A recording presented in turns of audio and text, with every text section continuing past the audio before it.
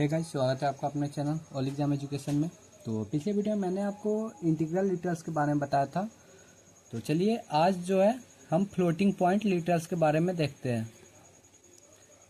Floating point literals. तो मैंने integral literals में बताया था कि बाय डिफ़ॉल्ट जो होता है वो इंट टाइप होता है, बट आप उसको एक्सप्लिसिटली लॉन्ग टाइप में कन्वर्ट कर सकते हो। वैसे ही फ्लोटिंग पॉइंट लिटरल में क्या होता है कि ए बाय डिफ़ॉल्ट डबल टाइप में होता है, लेकिन आप उसको एक्सप्लिसिटली फ्लोट टाइप कर सकते हो स्मॉल एफ और कैपिटल एफ लगा के। So floating point literal is by default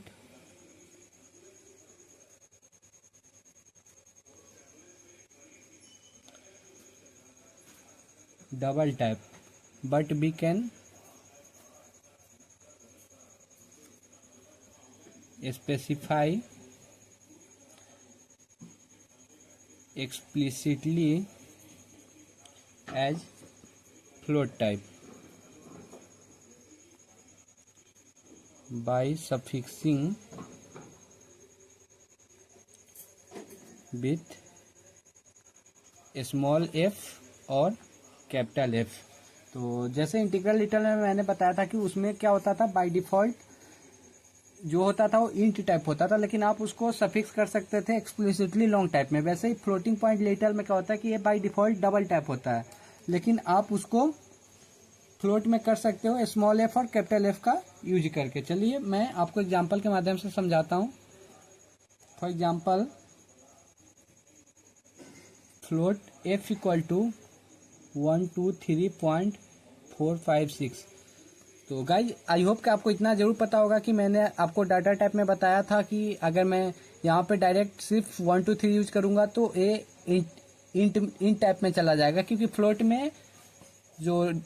float में डेसिमल वैल्यू का यूज होता है, इसलिए मैंने 123.456 लिखा। तो ये हमारा इनवैलिड है। क्यों? क्योंकि बाय डिफ़ॉल्ट क्या होता है कि ये डबल टाइप होता है। डबल जो होता है वो फ्लोट से बड़ा होता है, तो आप बड़ा वैल्यू को छोटा में असाइन नहीं कर सकते। तो ये आपका इनवैलिड है। ये आपको बोलेगा possible loss of precision. Same वैसे अगर float f equal to 123.456 small f अगर आप इसमें यूज करते हो तो ये आपका इनवैलिड है।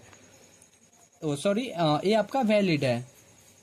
क्यों? क्योंकि आपने इसको सफिक्स कर दिया एक्सप्लिसिटली फ्लोट टाइप, इसलिए ये फ्लोट वैल्यू है, फ्लोट में साइन हो जाएगा। अगर आप डबल डी इक्वल टू 123.456 अगर यूज करते हो तो ये भी आपका वैलिड है, क्योंकि बाय डिफ़ॉल्ट डबल होता है और ये डबल में साइन हो जाएगा।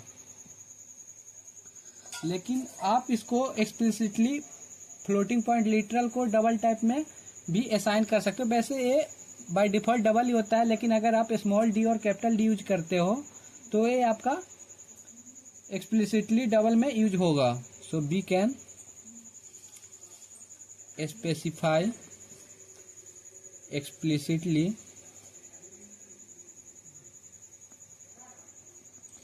फ्लोटिंग पॉइंट लिटरल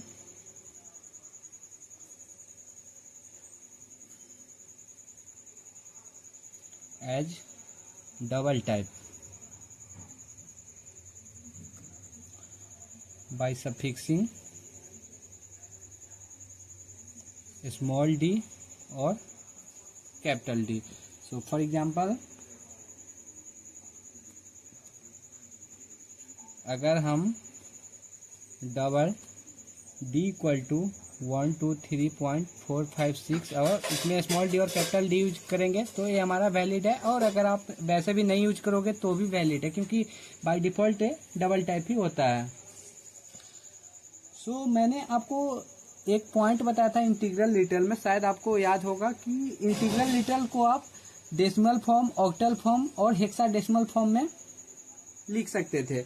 लेकिन फ्लोटिंग पॉइंट लिटरल में क्या होता है कि फ्लोटिंग पॉइंट लिटरल को आप केवल डेसिमल फॉर्म में लिखते हो। अगर आप इसमें ऑक्टल और हेक्साडेसिमल फॉर्म यूज करोगे तो ये आपका कंपाइल टाइम एरर शो करेगा।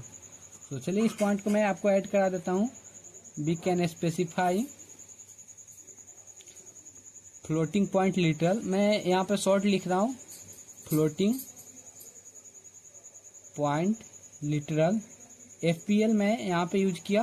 फ्लोटिंग पॉइंट लिटरल आप समझ जाइएगा, only in decimal form and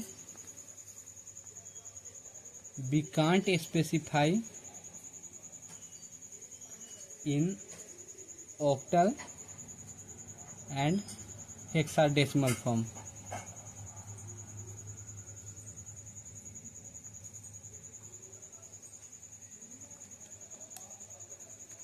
So for example,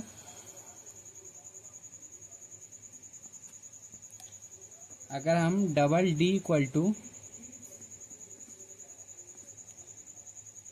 1 2 3.456 लेते तो ये हमारा वैलिड है, ये हमारा वैलिड है।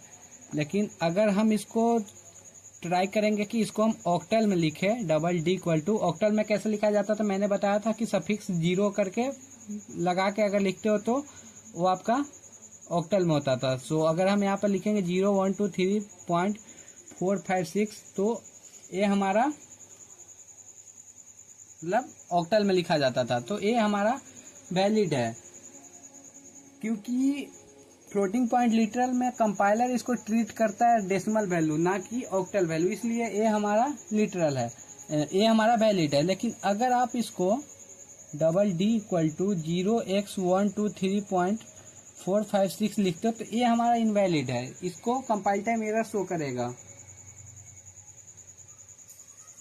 तो चलिए एक पॉइंट यहाँ पे मैं आपको ऐड कराता हूँ कि इंटीग्रल लिटरल को डायरेक्टली हम फ्लोटिंग पॉइंट डाटा टाइप में लिख सकते हैं, लेकिन इंटीग्रल लिटरल जो होता है स्पेसिफाइड होना चाहिए decimal form, octal form and hexadecimal form में। So we can assign integral literal मैं यहाँ पे डायरेक्ट IL यूज किया। We can assign integral literal directly to the floating point data types. So guys आप यहाँ पे समझ जाओगे कि मैंने यहाँ पे लिखा क्या है, FPD लिखा तो फ्लोटिंग पॉइंट डाटा टाइप्स मैंने लिखा, and that literals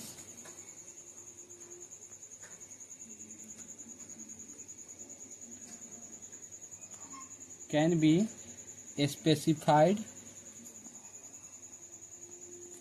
in decimal, octal and hexadecimal forms also.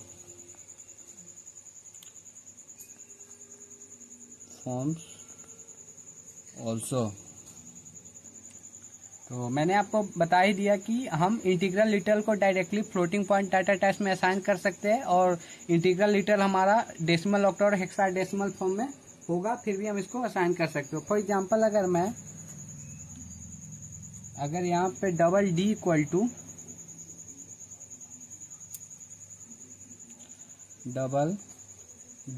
To 0x, अगर मैं A लिखता हूँ तो ये हमारा वैलिड है। अगर मैं इसको प्रिंट करना चाहूँ system.out.println और D, तो ये हमारा, ये डबल स्लैश क्या होता है गाइज, इसके बारे में आपको बता देता हूँ। ये हमारा सिंगल लाइन कमेंट होता है, तो जब मैं आपको कमेंट पढ़ाऊंगा तो उसके बारे में मैं आपको बताऊंगा। तो अगर आप इसको रन करोगे तो जो हमारा आउटपुट आएगा वो हमारा वैलिड होगा। तो मैंने आपको बोला कि इंटीग्रल लिटरल को हम फ्लोटिंग पॉइंट डाटा टाइप्स में असाइन कर सकते हैं, लेकिन हम फ्लोटिंग पॉइंट लिटरल को डायरेक्ट इंटीग्रल लिटरल में असाइन नहीं कर सकते हैं। बट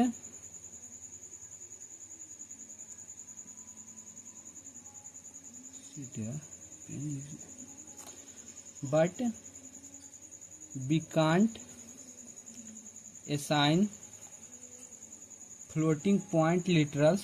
So guys मैं डायरेक्ट यहाँ पे FPL लिखा हूँ, so but we can't assign floating point literal directly to the integral types. Integral types. So for example अगर यहाँ पे आपको बताऊं,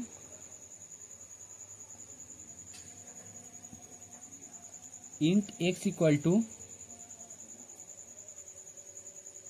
10.0, तो ये हमारा कंपाइल टाइम एरर शो करेगा. हम फ्लोटिंग पॉइंट लिटरल को एक्सपोनेंशियल फॉर्म में लिख सकते हैं. तो एक्सपोनेंशियल फॉर्म क्या होता है, आप नॉर्मल अगर मैथ जानते हो तो एक्सपोनेंशियल फॉर्म क्या होता है वो आपको मालूम ही होगा. So we can specify floating point literal even in exponential forms also.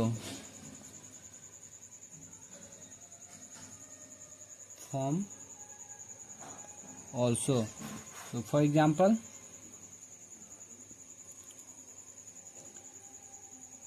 Double d equal to 10e2, तो इसको कंपाइलर क्या ट्रीट करेगा, ये हमारा वैलिड है तो कंपाइलर इसको ट्रीट करेगा 10 इंटू 10 टू दी पावर 2, तो ये हमारा वैलिड है.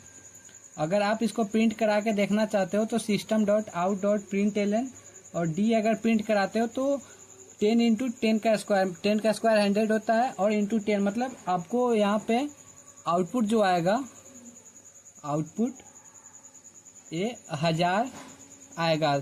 और ये फ्लोटिंग पॉइंट लिटरल है तो ये डेसिमल वैल्यू में आएगा 1000.0, ये आपका आउटपुट आएगा. लेकिन अगर आप इसको float f equal to 10e2, अगर आप इसको ऐसे लिखते हो तो ये आपका कंपाइल टाइम एरर शो करेगा. तो चलिए फ्लोटिंग पॉइंट लिटरल में बस इतना ही है. तो इसके बारे में मैंने आपको पूरे डिटेल में बता दिया. तो चलिए हम नेक्स्ट स्टार्ट करते हैं बुलियन लिटरल के बारे में. Boolean literals. So boolean literal में मैं आपको बताने से पहले आपको डाटा टाइप में बुलियन के बारे में बताया था, जिसमें मैंने आपको बताया था कि अलाउड वैल्यू जो होता है बुलियन में वो केवल ट्रू और फॉल्स होता है. तो सेम इसमें अलाउड वैल्यूज में ट्रू और फॉल्स ही होगा. So the only allowed values for the boolean type are true और false. और यहाँ पे केस इंपॉर्टेंट होता है, where case is important.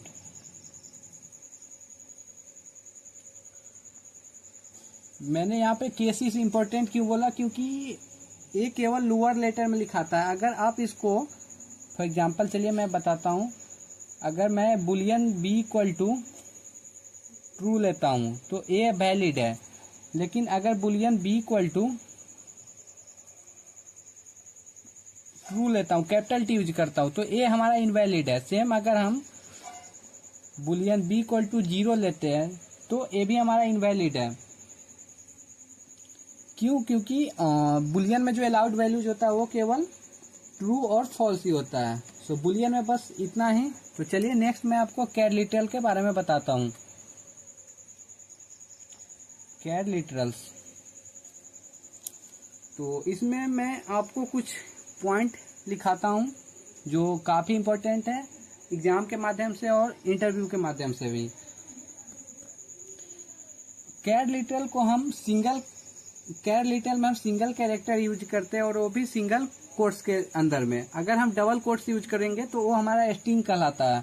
So a कैड literal can be represented as single character within single quotes. For example के माध्यम से अगर मैं आपको बताऊं, अगर हम यहाँ पे char C H equal to ए लेते हैं तो ए हमारा वैलिड है, क्यों? क्योंकि ये कैर ट्रीट हो रहा है। लेकिन अगर हम कैर सी एच इक्वल टू, अगर इसको हम सिंगल कोट्स के अंदर में नहीं लिखेंगे तो ये हमारा इनवैलिड है, कंपाइल टाइम एरर शो करेगा। सेम वैसे ही अगर हम इसको char C H equal to double quotes के अंदर में अगर लेते हैं तो ये भी हमारा इनवैलिड है, ये भी हमारा कंपाइल टाइम एरर शो करेगा। क्यों? क्योंकि ये स्ट्रिंग ट्रीट कर रहा है। तो कैर लिटल में जब भी कोई कैरेक्टर लिखाता है वो सिंगल कैरेक्टर होता है और वो सिंगल कोट्स के अंदर में लिखाता है। तो चलिए नेक्स्ट पॉइंट मैं आपको कैर लिटल के बारे में बता रहा हूँ।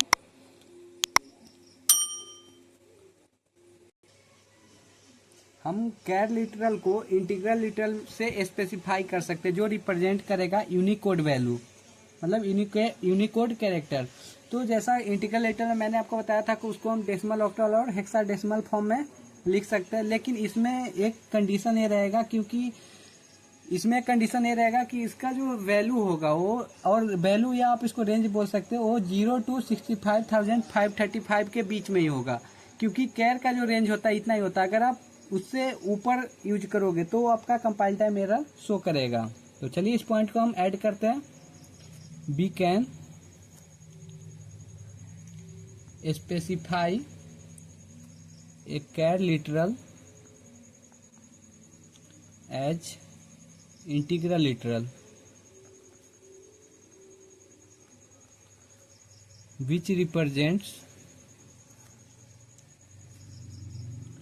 which represents Unicode of that character।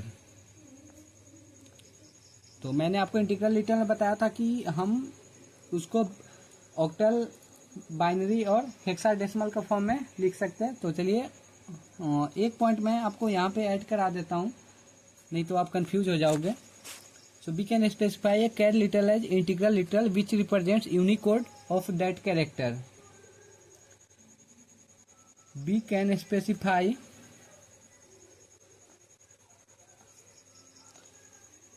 that integral literal, मैं शॉर्ट फॉर्म यहाँ पे यूज किया integral literal, either in decimal, octal और hexadecimal form, but allowed value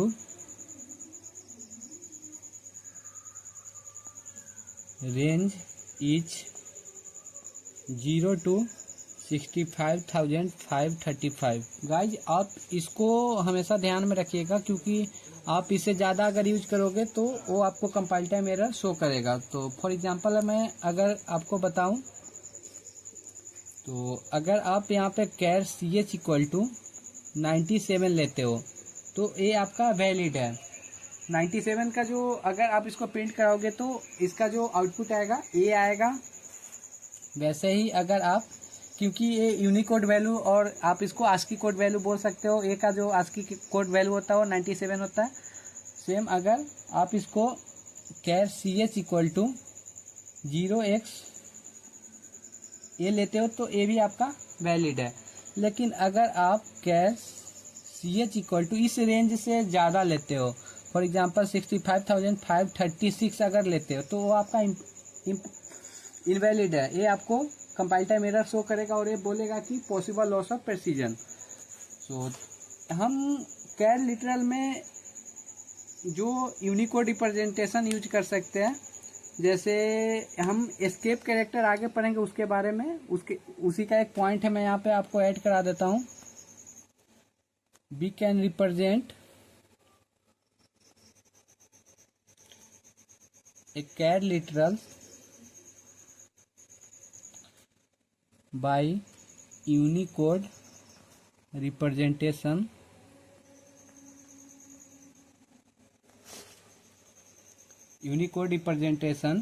which is nothing but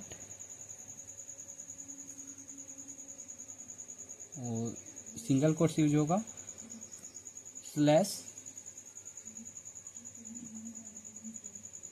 मतलब आप इसको बोल सकते हो कि 4 डिजिट हेक्साडेसिमल नंबर। शॉर्ट में आप इसको अगर बोलोगे तो 4 digit hexadecimal number. So for example, अगर आप यहाँ पे char C H equal to slash U beef use करोगे तो ये आपका वैलिड है।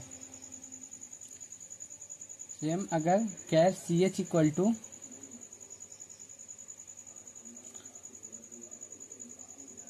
चलिए इसका मैं नाम चेंज कर देता हूँ, कैर सी एच वन कर देते हैं इसको। Char C H one equal to slash U 0061, तो ये भी आपका वैलिड है। और आप कैर लिटल में जो होता है एस्केप कैरेक्टर भी यूज कर सकते हो। फॉर एग्जांपल, अगर char C H equal to A slash N का मतलब न्यू लाइन कैरेक्टर होता है, तो ये आपका वैलिड है। और आप अगर char C H equal to slash L use करते हो तो ये आपका कंपाइल टाइम एरर शो करेगा। क्यों? क्योंकि ऐसा कोई एस्केप कैरेक्टर है ही नहीं। तो चलिए मैं आपको जो 7-8 एस्केप कैरेक्टर होता है उसके बारे में मैं आपको बता देता हूँ इसी में, क्योंकि एस्केप कैरेक्टर जो होता है बहुत छोटा कंसेप्ट है, इससे उतना कुछ क्वेश्चन आता नहीं है। लेकिन अगर आप इसको यूज करना चाहो तो प्रोग्राम में बहुत ही इसका यूज होता है। तो चलिए मैं आपको एस्केप कैरेक्टर के बारे में बता देता हूँ और उसका सिंबल क्या होता है और उसका मतलब क्या होता है। तो ये हमारा एस्केप कैरेक्टर हो गया और इधर मैं डिस्क्रिप्शन लिख दूंगा, डिस्क्रिप्शन। तो चलिए पहला जो एस्केप कैरेक्टर होता है स्लैश एन होता है, इसका मतलब जो होता है न्यू लाइन होता है। अगर आप प्रोग्राम लिखते हो और स्लैश एन यूज करते हो तो इसका मतलब हुआ न्यू लाइन। वैसे ही स्लैश टी होता है एक, जिसका मतलब होता है हॉरिजॉन्टल टैब, हॉरिजॉन्टल टैब। एक होता है हमारा स्लैश आर, जिसका मतलब होता है कैरिज रिटर्न।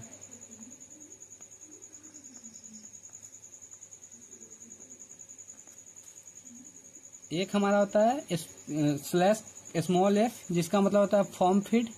तो गाइज आप ये मत सोचो कि हाँ इतना ध्यान में कैसे रखोगे, जब आप प्रोग्रामिंग करोगे तो और आप इसका यूज करोगे तो ये आपके ध्यान में हो जाएगा।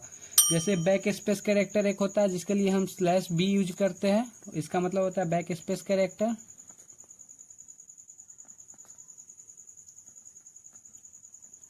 और एक हमारा होता है सिंगल कोट्स, इसके बारे में मैंने आपको कैर में बता ही दिया।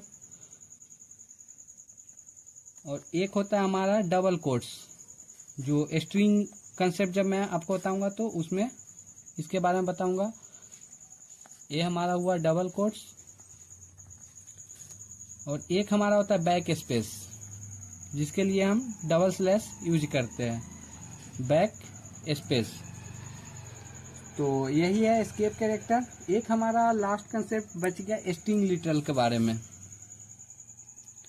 तो चलिए उसके बारे में मैं बताता हूँ। इसमें कुछ खास नहीं है क्योंकि स्ट्रिंग एक अलग टॉपिक ही है, और इसके बारे में बस थोड़ा सा कंसेप्ट है कि अगर आप कोई भी कैरेक्टर को डबल कोट्स के अंदर में लिखते हो तो वो कंपाइलर ट्रीट करता है string literal.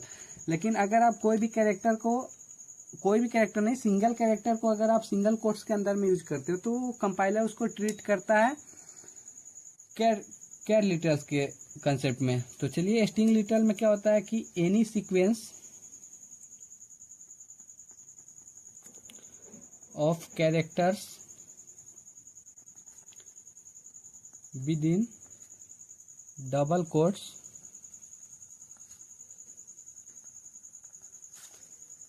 is treated as string literals।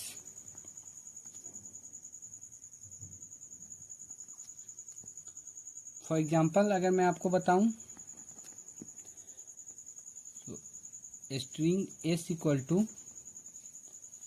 For example मैं अपना नाम ही लेता हूं प्रकाश, तो ये हमारा वैलिड है। तो यही था स्ट्रिंग लिटल।